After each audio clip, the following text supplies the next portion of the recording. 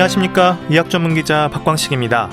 나이 들수록 불안과 두려움으로 자리하는 질환, 바로 치매입니다. 치매 유형으로 볼 때 알츠하이머가 대부분을 차지하지만 뇌졸중과 같은 뇌혈관 질환으로 인한 혈관성 치매 역시 부담을 더하는데요. 알츠하이머와 비교할 때 발병 원인이나 증상에 있어서도 분별할 필요가 있다는 지적입니다. 특히 혈관성 치매는 초기부터 한쪽 마비나 안면마비, 보행장애와 같은 신경학적 증상을 동반하는 경우가 많다고 하는데요. 뇌졸중 환자들 모두가 혈관성 치매 위험으로 이어지는 걸까요? 박광식의 건강 이야기, 오늘은 혈관성 치매에 대해서 알아봅니다. VOS의 매일매일 듣고 시작합니다.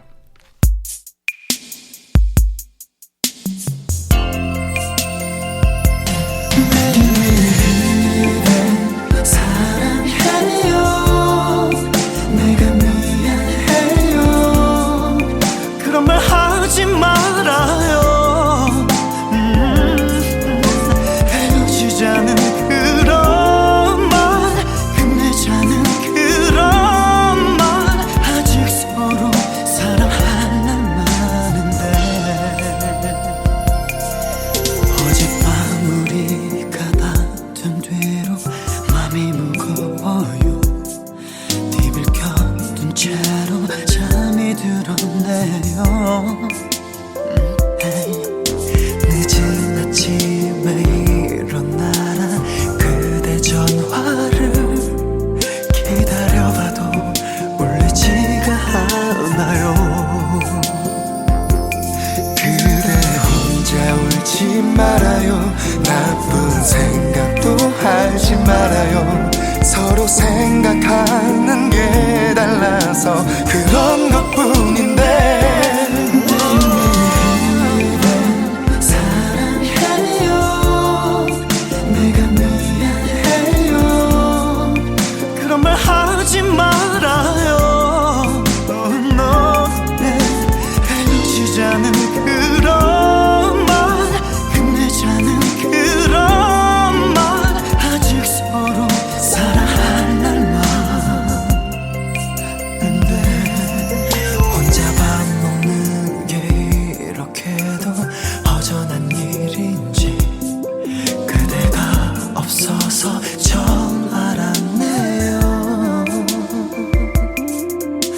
아무리 화가 나더라도 보는 그대를 그냥 보낸 건 정말 아니었는데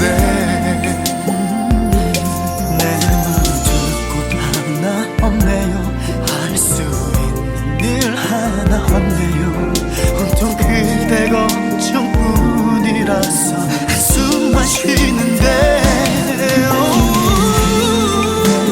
사랑해요. 내가 미안해요. 그런 말 하지 말아요. 헤어지자는 그런 끝내자는 그런 말, 아직 서로 사랑할 날 많은데 내가 한 말이 후회가 돼요. 그게 없어도 상관없단 말.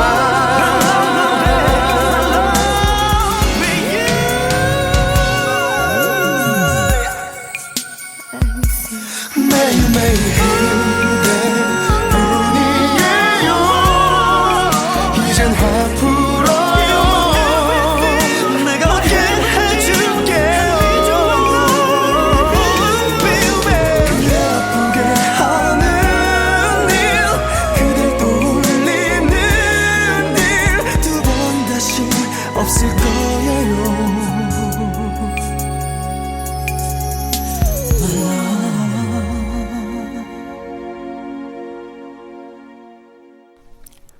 지난 10년간 치매 환자가 4배나 증가하면서 65세 이상 10명 중 1명은 치매를 앓고 있습니다. 알츠하이머성 치매가 대부분이지만 전체 치매의 20% 정도는 뇌혈관 질환이 원인이 되는 혈관성 치매인 것으로 알려져 있는데요. 특히 뇌졸중으로 관리 중인 분들에게는 이 뇌졸중이 치매로 이어지는 건 아닐까 불안감이 높아지는 것도 사실입니다. 혈관성 치매 어떻게 이해하면 될지 고려대 구로병원 신경과의 김치경 교수 전화 연결돼 있습니다. 안녕하십니까? 네, 안녕하세요. 예, 교수님. 치매라고 하면 알츠하이머를 떠올리는데요. 하지만 이 혈관성 치매도 소홀히 할 수 없는 부분이죠? 네, 그렇습니다. 전체 치매 환자분의 한 20% 정도는 혈관성 치매라고 하고 있고요. 또 이게 알츠하이머 병이 가장 대표적인 치매이긴 하지만 알츠하이머 병 환자들을 나중에 이제 부검을 했을 때 보면 혈관성 치매가 동시에 같이 있는 경우가 50%까지 보고될 정도로 알츠하이머 병에서도 소위 이제 뇌 혈액순환이 안 돼서 생기는 치매인 혈관성 치매가 같이 동반되는 경우도 많습니다. 그러면 어떤 차이가 있을까요?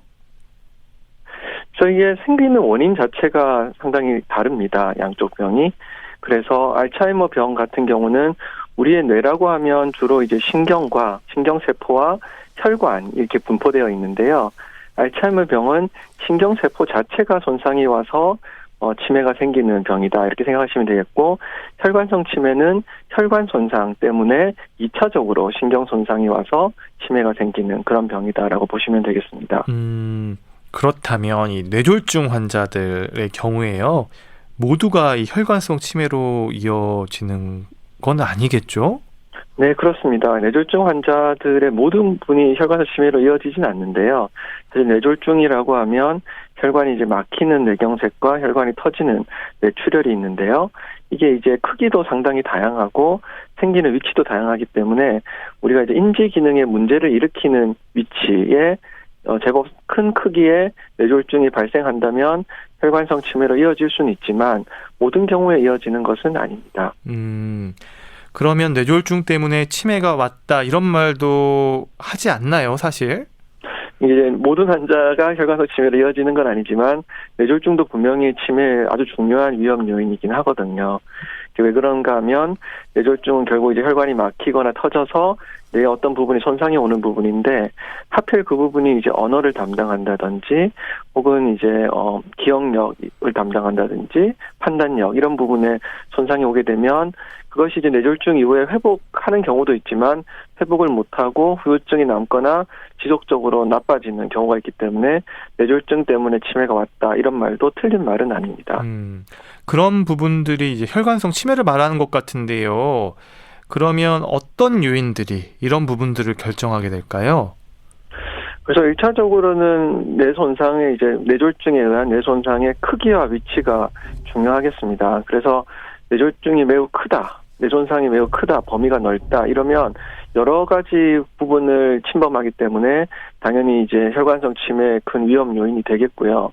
설사 뇌졸중의 크기가 크지 않더라도 하필 위치가 어떤 이제 기억력, 판단력 이런 부분을 담당하는 부분에 뇌졸중이 온다면 그것도 혈관성 치매에 영향을 미치게 되겠습니다. 그래서 결론을 말씀드리면 크기와 위치 양쪽이 다 중요하다라고 할 수 있겠습니다. 그럼 치매 환자를 전체적으로 보면요.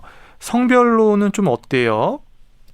그래서 이제 전체적으로는 여성이 좀 많다 이렇게 되어 있긴 합니다. 왜냐하면 아무래도 이제 평균 수명이 여성분이 좀 더 길기 때문에 기본적으로 치매라는 것은 이제 알츠하이머 병이나 혈관성 치매는 뭐 혈관에 노화든 뇌신경 세포에 노화든 노화 현상이기 때문에 평균 수명이 여성이 길기 때문에 여성이 좀 많긴 한데요. 혈관성 치매는 실질적으로 좀 위험 요인 중에 중요한 위험 요인 흡연 을 남성이 좀 더 많이 하기 때문에 아무래도 이제 뇌졸중과 더불어서 혈관성 치매도 남성이 좀 많은 편이 이게 사실입니다. 그러면 치매 전 단계로 얘기되는 경도 인지 장애라는 것도 있잖아요. 이 알츠하이머나 혈관성 치매로 진단되기 전에 이게 모두 다 해당되는 건가요? 사실 경도인지 장애다라고 하면 주로는 이제 알츠하이머 병에 조금 더 특화된 그런 용어다 이렇게 생각하시면 되겠습니다. 이게 왜냐하면 알츠하이머 병이라는 것은 뇌 이제 뭐 측두엽 내측이라고 해서 주로 기억력을 담당하는 부분에 신경 손상이 오기 시작하면서요. 아밀로이드라는 것이 신경 세포에 이제 쌓이면서 신경 세포가 이제 죽어가고 서서히 이렇게 진행되는 병입니다. 그러다 보니까 이게 알츠하이머 병은 시초에는 뭐 살짝 증상이 가볍게 있다가 서서히 진행하면서 알츠하이머 병으로 진행되기 때문에 경도 인지 장애라는 단계를 설정하고 이 단계에서 조금 더 우리가 예방을 위한 노력을 더 해야 되겠다 이런 측면이 있는데요. 사실 혈관성 치매는 갑자기 올 수도 있고요.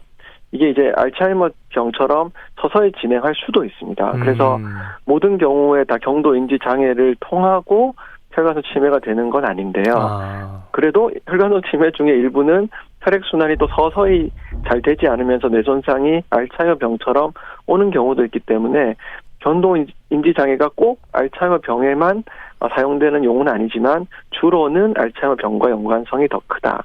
이렇게 생각하시면 되겠습니다.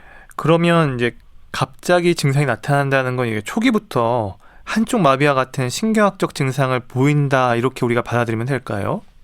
그래서 사실 혈관성 치매와 관련된 이제 뇌졸중의 대표 3대 증상이다 하면 얼굴 마비, 팔다리 마비, 언어 혹은 발음 장애 이렇게 이제 3대 증상을 말씀드리는데 사실 이 3대 증상이 전체 뇌졸중의 한 75% 정도를 차지하고 나머지 25% 정도는 좀 다른 증상들이 있거든요. 네. 그래서 이런 흔한 증상들과 함께 기억력이 떨어진다든지 흔한 증상들과 함께 판단력이 떨어진다든지 혹은 좀 이치에 맞지 않는 말씀을 갑자기 하신다. 이런 상황이 벌어진다면 이것은 이제 혈관성 치매와 좀 더 관련이 많은 증상이다라고 할 수 있지만 사실 이런 3대 증상 없이 갑자기 인지능력 저하만 발생하는 경우도 있기 때문에 혈관성 치매가 상당히 다양하고 실제로 좀 구별이 어렵다라고 말씀드릴 수도 있겠습니다. 그러면 이제 작은 혈관들이 좁아지거나 이제 막히는 경우에 알츠하이머처럼 서서히 점진적으로 진행될 수도 있고 또 이제 급격하게 진행되는 경우도 있고 이런 것들은 결국은 사례마다 다 다르겠네요. 그래서 이제 뇌 혈관이 막히는 경우는 저희 소위 이제 전문가들 입장에서는 크게 두 가지로 구별하는데요. 좀 큰 혈관이 막히는 경우와 작은 혈관이 막히는 경우 이렇게 두 가지를 구별을 합니다. 그래서 큰 혈관이 막히는 경우는 뭐 크다 이런 의미로 보시기도 아시겠지만 아무래도 뇌손상이 크기 때문에 마비라든지 인지능력 저하 이런 것들이 동시에 나타나는 경우가 많습니다. 그래서 큰 혈관이 막히면 한 번에 이렇게 혈관성 치매가 발생하는 경우가 많은데요. 작은 혈관이 막히면 증상 자체가 어떤 특정한 증상만 나올 가능성이 있거든요. 뭐 작은 혈관이 막혀서 마비만 있다든지 작은 혈관이 막혀서 발음만 어눌하다든지 인지 능력 장애 없이 이런 경우가 보통 대부분인데 어떤 경우는 작은 혈관이 서서히 혈액순환이 안 되면서 마치 알츠하이머 병처럼 인지 능력이 점진적으로 떨어지는 경우가 있습니다. 그래서 그런 경우를 우리가 주로 작은 혈관이 막혀서 알츠하이머 병과 비슷한 형태의 혈관성 치매가 발생한다. 그래서 우리가 이제 피지라 치매다, 좀 용어가 어려운데요. 그런 표현을 써서 좀 특별한 형태의 혈관성 치매를 정의하기도 합니다. 좀 내용이 좀 어려운 것 같은데요. 예, 조금 복잡하실 수는 있을 것 같습니다. 그러면 이제 인지장애, 결국은 기억력이나 이런 인지장애에 있어서 알츠하이머의 경우에는 힌트를 줘도 모르지만 혈관성 치매는 힌트를 주면 기억해낸다 이렇게 말씀하시는 분도 있거든요. 이게 맞나요? 네, 이게 좀 또 알츠하이머 치매 같은 경우와 혈관성 치매가 좀 다른데요. 알츠하이머 치매는 주로 이제 해마라고 해서 기억을 등록하는 부분부터 문제가 생깁니다. 그렇기 때문에 기억이 등록이 되지 않는다면 이게 힌트를 주더라도 기억을 못 하시겠죠. 등록 자체가 안 됐기 때문에. 근데 혈관성 치매는 주로 등록의 문제라기보다는 기억을 꺼내는 것에 문제가 발생할 경우가 많습니다. 그래서 등록은 되어 있는데 잘 꺼내지지가 않기 때문에 힌트를 주면 꺼낼 수 있다. 이렇게 이제 저희가 설명을 드리고요. 그래서 아무래도 알츠하이머 병 같은 경우는 주로는 이제 기억이 등록이 안 되는 것이 아주 특징적인 소견이다. 이렇게 기억을 하시는 게 좋겠습니다. 그리고 이제 혈관성 치매를 얘기할 때 꼭 등장하는 얘기 중에 하나가 증상이 계단식으로 나타난다. 이런 말씀들 많이 하시거든요. 근데 일반인들이 듣기에는 계단식으로 나타난다는 이 용어도 좀 어려워요. 이게 무슨 얘기일까요? 구별을 하신다고 하면 이제 저희가 보통 점진적으로 일어난다랑 이제 반대말로 이제 계단식이다 이렇게 말씀을 드리는데요. 주로 이게 사실 알츠하이머 치매랑 구별할 때 드리는 말씀인데 알츠하이머 병이란 것은 쭉 좀 한두 달 쭉 괜찮다가 어느 날 턱 나빠지시고 또 한두 달 쭉 괜찮다가 턱 나빠지고 이런 질병 진행이라기보다는 그냥 지난 한 몇 개월, 몇 년간 꾸준히 기억력이 떨어지는 것 같습니다. 이러면 이제 점진적으로 나빠진다라고 알츠하이머 병의 좀 특징적인 소견이고요. 한동안 한두 달, 1년 정도 별일 없이 잘 지내시다가 갑자기 지난 며칠 사이에 또 확 나빠지시고 또 쭉 잘 지내시다가 또 확 나빠지시고 이런 형태의 진행이 우리가 보통 혈관성 치매의 진행이다. 그래서 그것을 계단식이다. 이렇게 표현을 합니다. 증상에 그러면 기복이 있는 것처럼 느껴지겠네요. 그렇습니다. 이제 아무래도 알츠하이머 병이나 알츠하이머 치매는 지속적으로 쭉 나빠지고 있기 때문에 이게 뭐 어떤 데는 좀 좋고 나쁘고 이런 기복들을 좀 알기가 어려우신데요. 아무래도 혈관성 치매 같은 경우는 조금 이게 혈액순환이 잘 안 돼서 뇌손상이 왔다가 조금 회복되는 시기도 중간중간에 섞여 있을 수가 있기 때문에 이게 좀 났다가 안 좋다가 났다가 지속적으로 떨어지긴 하지만 조금 이제 변동이 있는 그런 형태로 느껴지실 수 있습니다. 많은 분들이 걱정하는 것 중에 하나가 망상이나 우울증, 공격성도 그런 부분이거든요. 이게 연관이 있을까요? 그래서 이제 사실은 보통 한 50대 혹은 60대 이후에 갑자기 망상이나 공격성이 생겼다. 이러면 우리가 이제 소위 말하는 정신건강의학적인 그런 질환이라 보기 좀 어렵거든요. 내재적인 어떤 질환이라기보다는 아무래도 뇌가 이제 좀 퇴행성 변화가 생겨서 손상이 오고 이러면서 망상, 우울증, 공격성이 생기는 경우가 많기 때문에 특히 우울증은 조금 흔한다 할 수 있겠지만 좀 이치에 닿지 않는 생각을 하신다든지 갑자기 이제 성격이 공격적으로 변하실 수도 있지만 너무 의욕이 떨어질 수도 있고 이런 성격 변화가 갑자기 60대 이후에 생겼다 이러면 뭔지 꼭 치매를 의심해야 되는 상황인데요. 그런 경우에 이것이 이제 또 좀 점진적으로 크게 변화가 없이 일어난다 이러면 또 그 기억력 저하와 함께 동반된다 그러면 이제 알츠하이머 병을 생각하셔야 되겠고 이게 좀 기복이 있고 기억력은 잘 하시는 것 같은데 이런 부분이 좀 더 두드러지는 것 같다. 이러면 혈관성 치매를 의심하셔야 되겠습니다. 그럼 이런 문제적인 좀 행동이 보일 때 가족이나 주변에서는 어떻게 받아들이고 도와드리면 될까요? 그래서 우선은 좀 평가를 받아보셔야 될 것 같아요. 제가 봤을 때는 일단 그냥 섣부르게 이게 치매다, 인지장애다 이렇게 판단하시기보다는 사실 기본적으로 노인성 우울증 이런 것들에 의해서 2차적으로 기억력이 떨어진다든지 이런 성격 변화 이런 것이 나타날 수도 있기 때문에 기본적인 노인성 우울증 이런 것을 치료를 하게 되면 훨씬 회복이 되는 경우도 있습니다. 그래서 일단 기본적으로는 이게 정말로 뇌 퇴행성 변화가 생겨서 나타나는 증상인가에 대해서 평가를 받으셔야 되겠습니다. 망상, 선망 이런 증상들이 치료를 받으면서 다시 회복될 수는 있는 건가요? 네, 그렇습니다. 이게 특히나 이제 망상, 선망 같은 증상은 뇌 기능이 아주 중증으로 떨어지지 않은 경우에는 저희가 이제 좀 치료를 통해서 조금 생각을 정돈해 드린다 이런 것도 가능하기 때문에 회복이 불가능하다 이렇게 생각은 하진 않는데 대신에 조금 초기에 치료를 하시는 게 좋겠다라고 생각을 합니다. 그리고 이제 혈관성 인지장애와 혈관성 치매 비슷한 용어 같은데 같은 건가요? 예. 그래서 이게 사실 치매라는 용어 자체가 조금 더 좁은 의미라고 보시면 되겠는데요. 이미 이제 우리가 좀 안타깝게 치매라고 진단을 했을 때는 일상생활 능력도 떨어지고 지속적으로 그런 인지 기능이 계속 혈액순환이 잘 안 되면서 지속적으로 인지 기능이 떨어지고 있는 상태이기 때문에 치매는 조금 더 이제 심각한 상황이라고 생각하시면 되겠고 좀 더 넓은 범위에서 우리가 지금 인지 기능이 지속적으로 계단식이든 지속적이든 감소되고 있지는 않고 일상생활에 어려움을 느낄 정도는 아니지만 그래도 분명 유의미한 정도의 인지장애가 있다. 조금 넓은 의미에서는 혈관성 인지장애 이렇게 정의를 해서 조금 넓은 의미가 혈관성 인지장애고 조금 더 이제 심각하고 좀 좁은 의미가 혈관성 치매다. 이렇게 보시면 되겠습니다. 그리고 이제 혈관성 치매에도 유형이 있다고 하던데요. 이름이 좀 어렵더라고요. 네, 설명 좀 부탁드릴게요. 그래서 혈관성 치매는 사실은 이제 보통 이제 큰 혈관이 막히는 막혀서 인지 능력이 떨어지는 경우가 있고요. 좀 작은 혈관이 막혀서 떨어지는 경우가 있는데요. 이 각각의 용어를 일반인들께서 아실 필요가 있는 것 같지는 않은데, 이게 이제 큰 혈관이 막히면 갑자기 인지 기능이 확 떨어져서 나빠지는 상황의 종류의 혈관성 치매가 있고요.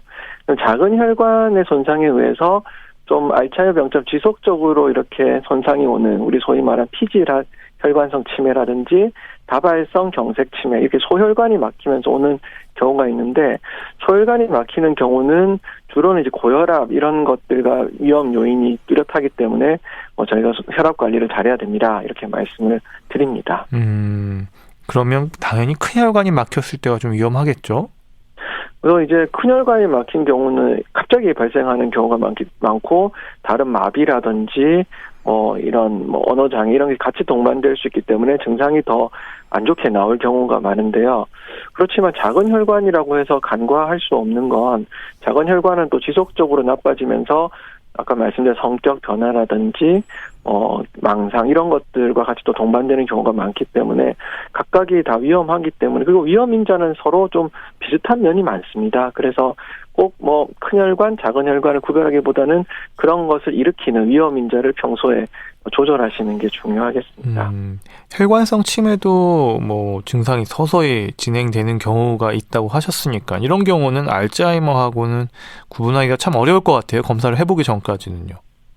네, 그래서 저희가 좀 전에 말씀드렸듯이 그 기억을 등록하는 게 문제일까, 꺼내는 게 문제일까, 이런 것들을 좀 생각해보고, 그럼 기억력 저하가 먼저 일어난 건지, 아니면 전반적으로 행동에 좀 저하, 그러니까 평소에 요리를 잘 하셨는데 잘 못하게 된다든지, 글씨를 잘 썼는데 좀 어눌하다든지, 뭔가 기억력 저하보다는 내가 다른 일상 행동에서 조금 불편감이 느껴진다, 이런 경우는 설령 이게 서서히 어느 날 갑자기 생긴 게 아니라 서서히 진행하더라도 피지라 혈관성 치매, 그러니까 혈관성 치매 중에서 작은 혈관이 막혀서 혈액순환이 잘 안 되는 그런 치매를 생각하시는 게 좋겠고, 유독 기억력, 특히 그중에서 기억을 등록하는 것에 특히나 좀 두드러지게 안 좋다, 이러면 알츠하이머병을 더 의심하시는 게 좋겠습니다. 그러면 알츠하이머하고요, 혈관성 치매가 동시에 오는 경우도 있나요? 네, 이래서 이게 사실은 좀 어려운데요. 이 알츠하이머병 환자들의 이제 서양에서, 서구권에서 이제 부검을 했을 때 보면 거의 50에서 70% 정도는 혈관성 치매의 어떤 형태가 같이 뇌에 동반되어 있는 경우가 많다라고 되어 있습니다. 그리고 알츠하이머병의 또 위험 요인 중에 고혈압, 당뇨병, 고지혈증, 흡연 이런 것들이 들어가 있거든요. 그 말은 알츠하이머병은 기본적으로는 뇌신경 자체의 손상이라고 하지만, 당연히 이제 혈액순환이 잘 되지 않으면 뇌신경 손상이 또 손상이 오는 것이 악화가 더 이제 유발될 거기 때문에, 이런 혈관성 치매가 알츠하이머병이 있더라도 혈관성 치매의 위험 요인이기 때문에 같이 관리를 하시는 게 매우 중요하겠습니다. 이렇게 지금 혈관성 치매에 대한 얘기 듣고 계시는데요. KBS 라디오 건강365 박광식의 건강 이야기, 오늘은 치매, 특히 혈관성 치매에 대해서 지금 알아보고 있습니다.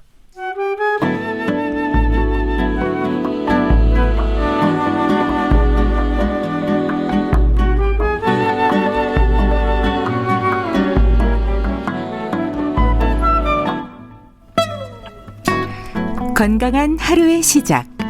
KBS 라디오 건강365.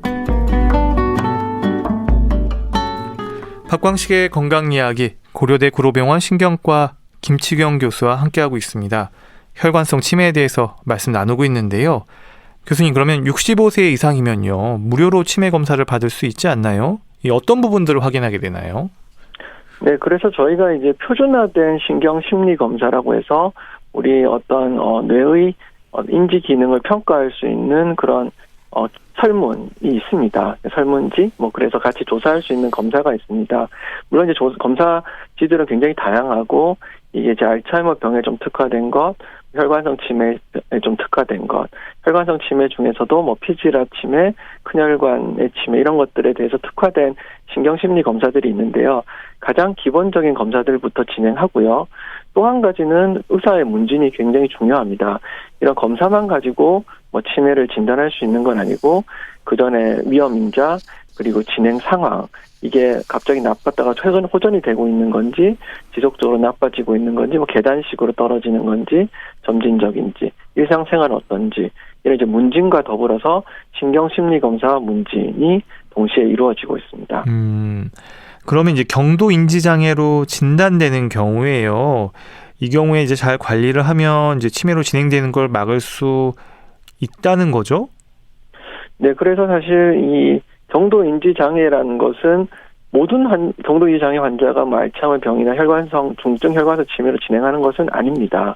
그렇기 때문에 그분들 중에는 분명히 그 정도의 상태 오히려 좀 회복되시는 분도 있고 아직은 뇌 손상이 많이 온 게 아니기 때문에 우리가 중요한 것은 그런 이제 경도 인지 장애 정도의 상황에서 어떤 위험 요인이 있는가를 정확하게 파악을 해서 그것을 이제 회복시켜 드리는 게 중요하겠습니다. 그러면 경도 인지 장애가 있을 때 뇌 MRI는 찍을 필요가 있나요? 그래서 이제 그 MRI 검사라는 것이 이제 뇌를 보여주는 아주 좋은 영상 검사이긴 합니다. 실제로 다른 CT라든 초음파 이런 검사 대비 뇌가 이제 뼈에 쌓여있기 때문에 뼈 안에 있는 뇌 조직을 보기에는 MRI가 가장 좋은 검사기는 한데요. 그렇다고 해서 또 경도인지 장애 환자 모든 분이 다 찍어야 되는 건 아니기 때문에 병의 진행 상황, 혹시 위험 요인, 그리고 이제 다른 증상, 뭐 아까 팔다리 마비라든지 발음 장애 이런 것들의 여부에 따라서 우리가 MRI 촬영 여부를 결정해야 되겠습니다. 그럼 경도 인지 장애라는 진단을 받았을 때 시간을 두고 다시 검사를 받아야 하는 말도 있던데요. 그건 어떻게 이해하면 좋을까요? 네, 그게 이제 굉장히 중요하겠습니다. 왜냐하면 경도 인지 장애란 것은 지금 현 시점에서 이렇다라는 거고, 과연 이게 지금은 조금 정상보다는 인지 기능 전체적인 상황이 좀 떨어져 있지만 시간이 지나서 했을 때 다시 회복될 수도 있고요. 사실은 그 정도로 유지될 수도 있고 떨어질 수도 있는데 우리가 가장 걱정한 것은 한 6개월에 1년 정도 시간이 지났을 때 검사를 했는데 지속적으로 떨어지고 있다. 이런 게 이제 굉장히 좋지 않은 소견이거든요. 그래서 어떤 한 시점의 검사도 중요하고 그때 문진에서 과거에 어땠는지를 잘 말씀해 주시는 것도 중요하지만 실제로 추적을 하면서 인지 능력의 전체적인 상황이 어떻게 변화하는지 확인하는 것이 매우 중요하겠습니다. 네. 치매에 대한 부담이 두려움으로 자리하는 분들이 많은데요. 오늘 리포터 전수연 씨 자리했습니다. 안녕하세요. 네, 안녕하세요. 네, 치매에 대한 취재를 하셨을 텐데요. 네. 궁금한 것들 참 많으셨을 것 같아요. 네, 치매에도 여러 가지 있지만 오늘은 혈관성 치매에 대해서 궁금한 것들을 좀 질문을 드려서 답변을 좀 들어볼까 하는데요. 우리 시민들이 어떤 걸 궁금해하시는지 직접 들어보시고 우리 교수님께 답변 들어보도록 할게요. 제 친구 아버님이 요즘 치매 증상이 있는 것 같아서 병원에 가셨다는 거예요. 근데 진찰 결과 혈관성 치매로 진단받으셨다고 하는데 그래서 많이 걱정을 하던데 저희 부모님도 연세가 있으니까 걱정이 돼서요. 이 혈관성 치매 잘만 치료하면 좋아지는지 궁금합니다. 저희 작은 아빠가 뇌출혈로 개도수를 했고 치료한 지 5년째가 됐는데요. 아직까지 혈관성 치매가 온 것 같지는 않은데 이 시간이 지나서 혈관성 치매가 올 수 있다고 친구분한테 듣고 오셔서 계속 걱정하시는데요. 이 진짜 시간이 지나면 혈관성 치매로 이어질 수 있는지 궁금하고요. 또 만약 그렇다면 어떤 관리가 필요할지 자세히 알려주시면 감사하겠습니다. 제가 얼마 전에 건강검진을 받았었는데 혈관성 치매 위험이 높은 걸로 나왔어요. 콜레스테롤이랑 동맥경화 수치가 좀 높아서 관리를 요망한다고 나왔는데 아주 걱정이 이만저만이 아니네요. 제가 음식업을 하고 있어서 스트레스도 좀 많이 받고 있거든요. 거기다 두통도 좀 자주 있는 편이고요. 그리고 혈관성 치매는요, 뇌졸중으로 인해서 온다는데 혹시 중풍의 위험도가 있는 건지 많이 걱정이 되고요. 혈관성 치매 예방을 위해서는 생활 습관을 어떻게 바꿔야 하는지도 궁금하고요. 또 약을 복용해야 되는 건지, 약을 복용하면 혈관성 치매 위험도 줄일 수 있는 건지 이것도 참 궁금합니다. 네, 여러 사례들을 얘기를 해주셨는데 일단은 그 친구 아버님께서 치매 증상이 있는 것 같아 병원에 가셨는데 진찰 결과는 혈관성 치매 진단을 받으셨다는 거예요. 그래서 이제 그 친구분의 입장에서 봤을 때 부모님 나이가 이제 비슷비슷하니까 걱정을 할 수밖에 없는데 근데 이런 경우에 혈관성 치매다라고 이렇게 딱 진단을 받으시면 다 누구나 걱정하실 수밖에 없을 텐데 이 어떻게 잘만 치료하면 경도 인지 장애처럼 좀 완치가 될 수 있는 질환 이렇게 생각하면 될까요, 교수님? 그래서 이제 사실 치매란 진단이 어찌 보면 좀 그렇게 막 좋은 진단명이라 할 수가 좀 없는 게 네.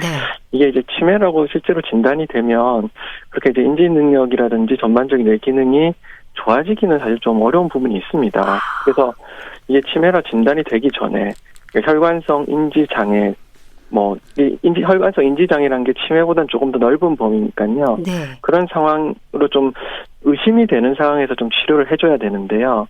문제가 이제 혈관성 치매나 혈관성 인지 장애는 우리가 위험 요인이 뚜렷합니다. 그렇기 때문에 이게 조절이 가능하거든요. 네. 예, 왜냐하면 이제 알츠하이머 병 같은 경우는 뇌신경에 아밀로이드란 것이 쌓여서 뇌신경 자체가 손상이 오는 거기 때문에 아밀로이드를 제거하는 상당히 다양한 약물도 지금 시도 중이고 노력을 하고 있지만 아직까지 완전히 제거하는 게 없는데 사실 혈관성 치매 같은 경우는 혈액순환이 안 돼서 네. 혈관이 안 좋아서 생기는 병이기 때문에 뇌혈관의 위험 요인이라는 건 사실 어찌 보면 좀 뻔하거든요. 고혈압, 당뇨병, 고지혈증, 흡연 그리고 이제 거기다가 저는 음주까지 말씀을 보통 드리는데 네. 이런 위험 요인이 뚜렷하기 때문에 이 치매 단계가 되기 전에 혈관성 인지 장애, 특히 경도 혈관성 인지 장애다. 네. 이런 정도 단계에서 우리가 분명히 어떻게 예방할 수 있는 방법이 있습니다. 그렇기 네. 때문에 그 단계에서 조절을 하는 게 매우 중요하겠습니다. 그렇군요. 그리고 또 이 작은 아빠의 경우인데 뇌출혈 개두술을 하셨다고 해요. 근데 치료한 지 한 5년 정도 됐는데 아직까지는 혈관성 치매 걱정을 끼칠 정도로 온 건 아닌데 근데 주변에서 이런 경우가 혈관성 치매가 될 수 있다 이런 얘기를 듣고 나서는 굉장히 걱정을 하고 계시다고 하는데 이게 정말 혈관성 치매로 이어질 수 있는지 궁금하시다고요. 저의 의견은 괜찮으실 것 같아요. 다행이네요. 네. 그래서 이미 5년 동안 치료를 잘 받으셨고 네. 지금 인지 능력 저하가 뚜렷하게 보이지 않는데 갑자기 지금부터 나빠지고 이럴 가능성이 높지 않기 때문에 제 생각에는 너무 오히려 걱정하고 스트레스 받으시고 이런 게 더 안 좋을 수 있기 때문에 네. 마음을 좀 편하게 가지시고 지내셔도 되는데 더 중요한 건 사실 혈관성 치매, 혈관성 인지 장애는 또 공통적으로 말씀드리면 위험 인자가 확실히 있습니다. 네. 그렇기 때문에 뇌출혈이 생길 위험 인자가 있으실 터이거든요. 보통 고혈압이 많은데 이제 그런 고혈압 관리가 잘 되느냐 안 되느냐가 더 중요하지 이전에 뇌출혈의 경력이 있었느냐보다는 네. 앞으로 어떻게 위험 인자를 관리하시느냐가 더 중요하기 때문에 괜히 걱정하시고 스트레스 받는 것보다는 이미 지나간 일은 어쩔 수 없지만 앞으로 네. 잘하면 충분히 예방이 가능하다라고 생각하시는 게 좋겠습니다. 그러면 이분 같은 경우는 혈압 관리를 좀 신경을 많이 쓰시는 게 제일 중요하시겠네요. 네, 그래서 사실은 혈압 관리라는 게 이게 그냥 약만 먹는다고 혹은 병원에 저희가 자주 방문은 못할 테니까 방문할 때만 재고 이런 것만 가지고는 좀 부족한 것 같습니다. 이게 혈압이라는 게 평소 혈압이 어떤가 이런 게 굉장히 중요하기 때문에 네. 저는 이제 보통 추천을 드릴 게 아침에 일어나서 화장실 갔다 오셔서 한 약 먹기 전에 한 5분 정도 쉬고 매일같이 혈압을 재서 이렇게 기록을 쭉 해놓고 본인 혈압을 관리를 하시는 게 네. 이게 중요하거든요. 그래서 그런 것이 미래의 나의 뇌를 위해서도 나의 치매 예방을 위해서도 가장 중요한 일이 아닐까라고 생각합니다. 그럼 교수님 아침에만 재면 충분한가요? 보통 아침 저녁으로 얘기들 많이 하셔서. 네, 그 사실 자주 재면 좋긴 좋아요. 자주 재면 네. 여러 가지 데이터도 많고 실제로 평균적인 혈압이 어떤지 오전은 어떤지 좋은데 이제 오전 오후 다 재면 좋긴 좋지만 힘드시다면 아침이라도 라고 말씀을 보통 드리고요. 네. 매일이 힘드시면 이틀에 한 번이라도 그러니까 이제 매일 재고 아침 오전 오후를 제거하면 가장 좋겠지만 네. 포기하시기보다는 생각나실 때만이라도 재는 것을 추천을 보통 드립니다. 생각나실 때만이라도 이 고혈압 체크하는 거, 혈당 체크하는 네. 거 가장 중요하다는 거 네. 많이 도움이 됐을 것 같고요.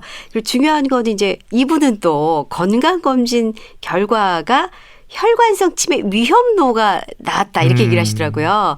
그러면 치매로 진단받은 것보다 훨씬 나은 경우인데 근데 이분이 알고 보니까 콜레스테롤 수치도 좀 있고 또 동맥경화증도 나왔다고 얘기를 하시더라고요. 그래서 관리를 요망한다 이렇게 얘기를 하셨다고 하는데 근데 이분이 또 이 음식업을 하다 보니까 스트레스도 좀 많이 받는 편이고 두통도 굉장히 많이 있어서 이게 혈관성 치매 뇌졸중을 해서 오다 보니까 굉장히 걱정을 하고 있고 또 중풍의 위험이 있는 건 아니냐. 너무 걱정된다 이렇게 얘기를 하시는데 어떻게 얘기를 좀 해드릴 수 있을까요? 네, 그 리포터께서 잘 말씀을 해주셨듯이 치매로 진단 받으신 게 아니고 네. 위험도 요인이 좀 있다. 네. 위험도가 높다 이렇게 말씀하시기 때문에 충분히 예방이 가능한 상황이다. 네. 그리고 오히려 위험도를 우리가 인지했기 때문에 뭔가 할 수 있다는 데 굉장히 큰 장점입니다. 제가 생각에. 예. 그래서 특히 고지혈증이 좀 안 좋다, 고지혈증이 있다 이러셨으면 네. 그것을 적극적으로 관리하시면 분명히 뇌 기능, 그러니까 치매 예방할 수 있는 방법이 있는 거거든요. 네. 그래서 위험도가 높다 나와서 큰일이다, 큰일 났네 이렇게 걱정하시기보다는 네. 오히려 이거 내가 좀 발견했기 때문에 다행이다. 미래 위험도를 낮출 수 있는 방법을 찾았다라고 생각하시는 게 좋겠고요. 그리고 이제 단순 두통이라든지 어지러움증만 가지고는 이게 이제 혈관성 치매 위험인자라고 보기는 좀 어렵습니다. 그리고 오히려 장기간 두통, 어지럼증이 있었던 분이라고, 그러니까 갑자기 한 50대 이후에 갑자기 두통이 새로 생긴 건 좀 조심을 하긴 해야 되는데 네. 장기간 두통이 있는 분들이라고 한다면 사실은 이제 두통 자체가 그렇게 큰 위험은 아닌데요. 오히려 두통에 너무 신경을 쓰시다 보니 진통제를 과용한다든지 약을 좀 과용하고 이런 것들이 오히려 뇌인지 기능을 떨어뜨릴 수도 있거든요. 네. 그래서 너무 이거를 걱정하시기보다는 조금은 받아들이시고 지내시는 것도 하나의 방법이 아닐까라고 생각합니다. 그러면 이분 같은 경우는 이제 위험도니까 말씀하신 것처럼 위험 인자를 일단 잘 관리하는 게 제일 중요할 것 같고 이분은 또 이 혈관성 치매를 예방하기 위해서 생활 습관을 또 어떻게 바꿔야 되는지도 궁금하시고 또 약을 복용하면 좋아질 수 있는지 또 궁금해하셨어요. 네, 그래서 고지혈증 같은 경우는 워낙에 이제 저희가 약이 충분히 나와 있기 때문에 분명히 조절 가능한 범위의 질환이라서 약을 잘 복용하시면서 지내시면 되겠고 사실 이게 기본적으로 고지혈증, 고혈압, 당뇨병 같은 병이 갑자기 생긴 병이라기보다는 지난 20, 30년간의 나의 생활 습관이 누적돼서 생긴 병이기 때문에 네. 좀 생활 습관을 바꾸시긴 하셔야 됩니다. 네. 그래서 내가 이제 지금까지 생활했던 게 건강했다라고 생각하시기보다는 조금 이제 어떤 측면에서 바꿀 수 있는가를 한 번은 이렇게 말씀드린 반성을 한번 해보실 필요는 있는데 주로는 이제 말씀드릴 때 좀 고탄수 그리고 지방질이 많은 특히나 동물성 지방이라든지 튀긴 음식에 있는 트랜스 지방 이런 것들 섭취가 많은 것이 안 좋기 때문에 네. 충분한 운동과 함께 야채류와 식물성 지방 혹은 오메가3가 포함되어 있는 어류에 등푸른 생선의 지방 성분 이런 것들을 좀 섭취를 하시고 네. 생활 식이 습관이나 운동 습관을 바꾸는 것부터 시작하시는 것을 추천드립니다. 교수님의 우리 깨 같은 답변 잘 들었습니다. 네, 이렇게 취재해 주신 리포터 전수연 씨 오늘 감사합니다. 고맙습니다.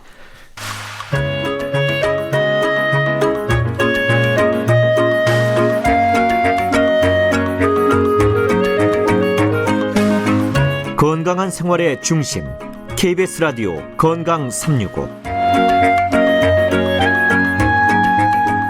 건강 365 박광식의 건강 이야기 혈관성 치매 위험에 대해서 알아보고 있습니다. 교수님, 그러면 이 치매가 의심이 되면 정밀 검사가 필요할 텐데요. 혈관성 치매 진단에 있어서 환자의 병력이나 기저질환에 대한 정보가 많이 중요할 것 같아요. 어떻습니까? 네, 사실 매우 중요합니다. 그래서 기저질환, 특히 위험인자가 있느냐가 중요한데요. 그래서 고혈압, 당뇨병, 고지혈증, 혹은 이제 다른 심장질환이라든지 이전에 뇌졸중이 있었는지를 물어보게 되고요. 그다음에 이제 또 병력에서는 이것이 이제 갑자기 생겼는지, 뭐 재단식으로 진행하는지 점진적으로 진행하는지 혹은 이제 뭐 좀 괜찮아졌다가 나빠졌다가 기복이 있는지 이런 이제 병력과 함께 환자 일상생활은 또 어떠신지 그래서 전반적인 상황을 저희가 평가를 하고요.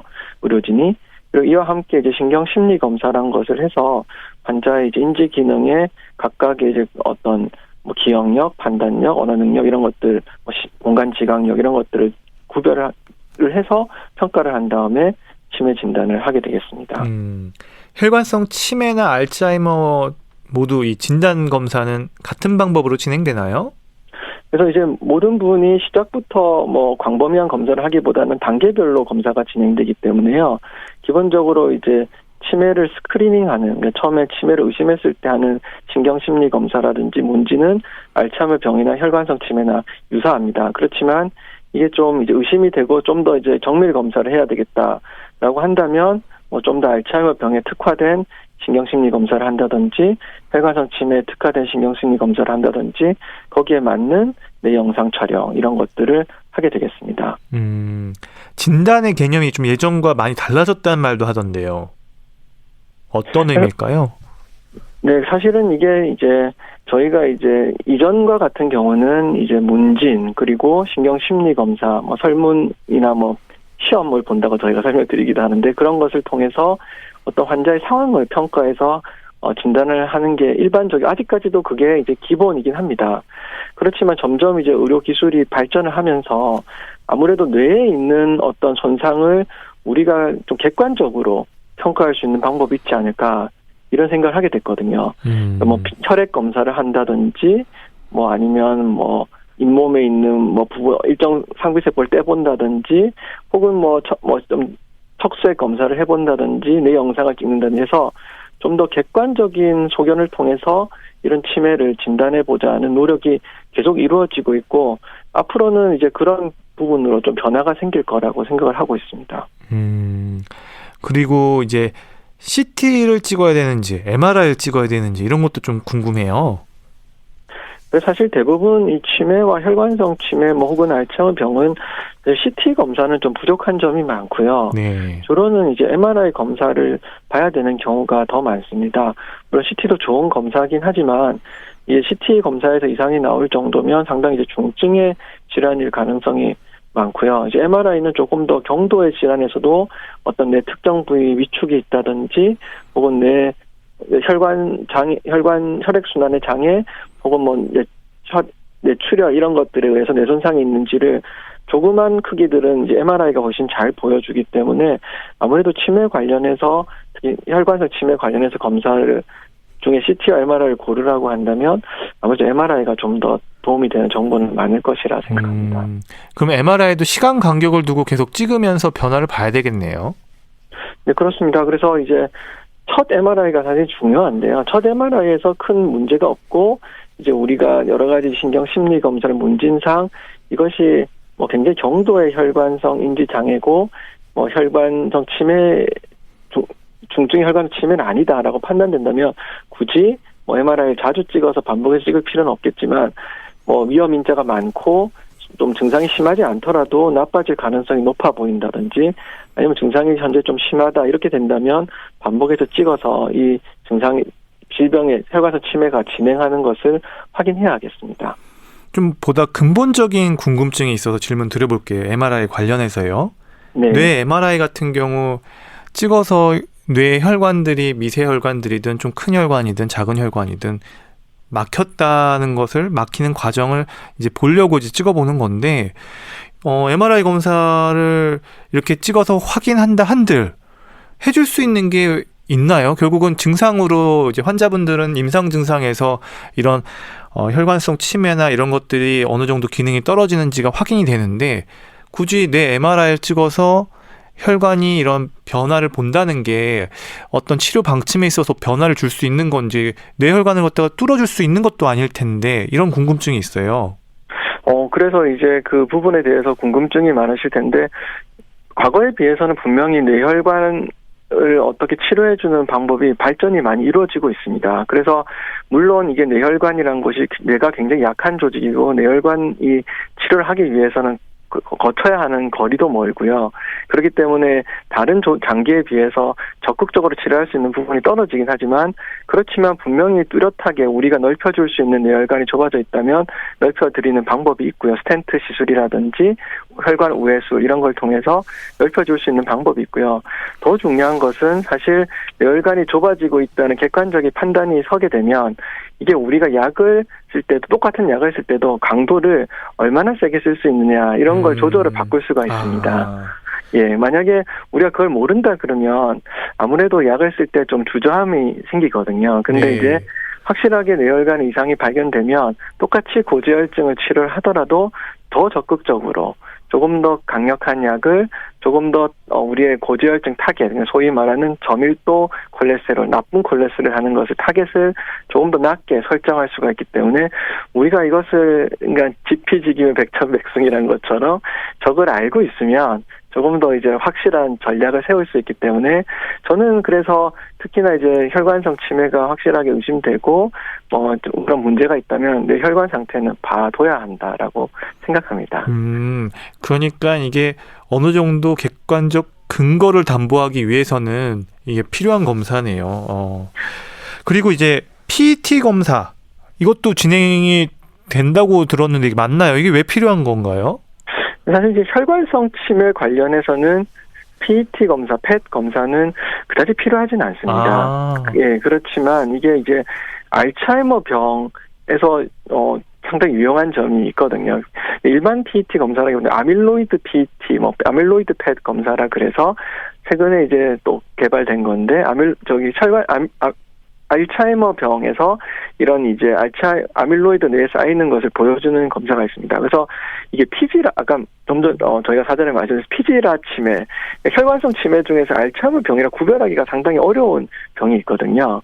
이런 경우에 이제 PET 검사를 하게 되면 이게 좀 알츠하이머 병에 좀 더 특화된 문제인 건지 아니면 혈관성 치매에 좀 더 특화된 문제인 건지 우리가 구별을 할 수 있기 때문에 장점이 있습니다. 그렇지만 모든 혈관성 치매 PET 검사, PET 검사가 필요하냐? 그렇다면 그렇지는 않습니다. 그러면 이제 혈관성 치매 있을 때 약물 치료 관련돼서 질문 드려볼게요. 어떤 약들을 쓰고 이거는 평생 먹어야 되는 건지 이런 것들이 좀 궁금합니다. 간단하게 정리해 주시죠. 혈관성 치매의 치료 자체에서 어떤 신경세포를 보호해드리는 약은 아직까지는 뚜렷하게 증명된 게 없습니다. 그렇기 때문에 결과적으로는 일단 더 진행을 막기 위해서 혈액순환을 잘 시켜드리기 위해서는 기본적으로 이제 위험 인자를 관리하는 고혈압약, 고지혈증약, 위험이 있다면 당뇨병약 이런 것들을 쓰게 되고요. 또 한 가지는 그래도 혈액순환을 시켜야 되기 때문에 항혈소판제라든지 항응고제 같이 혈액순환을 좀 악화시키는 그런 것을 막는 약제는 우리가 사용을 하게 됩니다. 그래서 혈관성 치매라는 것이 혈액순환이 안 돼서 내 신경이 2차적으로 손상이 오는 거기 때문에 우리의 목표는 내 혈액순환을 잘 시켜드리는 것 이것이 목표다라고 생각하시면 되겠습니다. 그러니까 고혈압이 있으면 고혈압 치료를 잘 관리를 해야 되고 이런 것들은 개념이 이제 이해가 가는데요. 그러면 이제 피를 약간 묽게 하는 이런 항혈소판제나 이런 약들도 종류가 다양할 텐데 이런 부분들이 진행을 확실히 막는다는 근거는 있나요? 혈관성 치매가 확실하다 그러면 진행을 막을 수 있습니다. 그렇지만 이제 저희가 이제 작은 혈관의 혈관성 치매의 진행을 막을 수 있느냐 이런 부분에 조금 아직도 연구가 진행하는 부분들이 있고요. 그래서 어떤 항혈소판제가 가장 좋을까? 사실 항혈소판제도 종류가 많거든요. 그래서 요즘 아스피린, 클로피도그렐, 실로스타졸 이런 다양한 형태의 항혈소판제가 있는데 그 중에서는 또 어떤 것이 좋을까? 이런 것은 계속 연구가 진행 중에 있기 때문에 물론 이제 의사와 상의를 하셔야 되겠지만 더 좋은 약제가 나오기를 저도 기대를 하고 있습니다. 이렇게 약물 치료도 종류가 많기 때문에 결국은 의사 선생님과 잘 상담해서 이렇게 잘 복용을 하는 게 중요할 것 같다는 생각이 들고요. 이제 이 치매, 혈관성 치매와 관련돼서 교수님께서 환자분들이나 그리고 이 혈관성 치매의 위험이 높은 일반 청취자 여러분들을 위해서 마지막으로 조언 부탁드릴게요.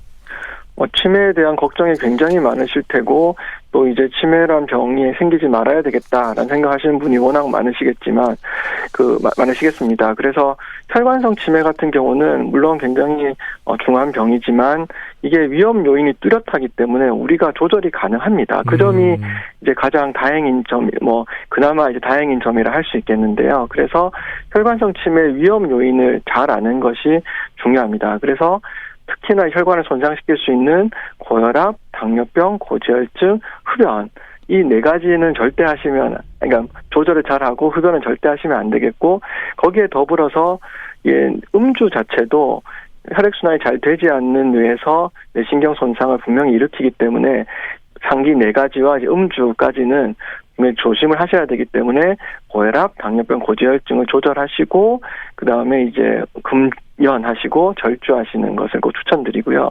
이것들이 다 기본적인 생활 습관의 병이기 때문에 평소에 식이 습관이라든지 운동을 하는 정도 이런 것들에 대해서 꼭 한 번쯤은 더 생각을 해보시는 게 그냥 막연히 혈관성 치매를 위험을 걱정하시기보다는 미래 위험을 줄일 수 있는 방법이다라고 말씀드릴 수 있겠습니다. 네, 말씀 잘 들었습니다. 고려대 구로병원 신경과의 김치경 교수님 오늘 말씀 고맙습니다. 네, 감사합니다. 저는 태연이 부르는 가까이로 인사드립니다. 지금까지 의학전문기자 박광식이었습니다. 하지 못한 말이 너무 많아요. 한 번도 당신은 듣지 못했지만 내 앞에 보여진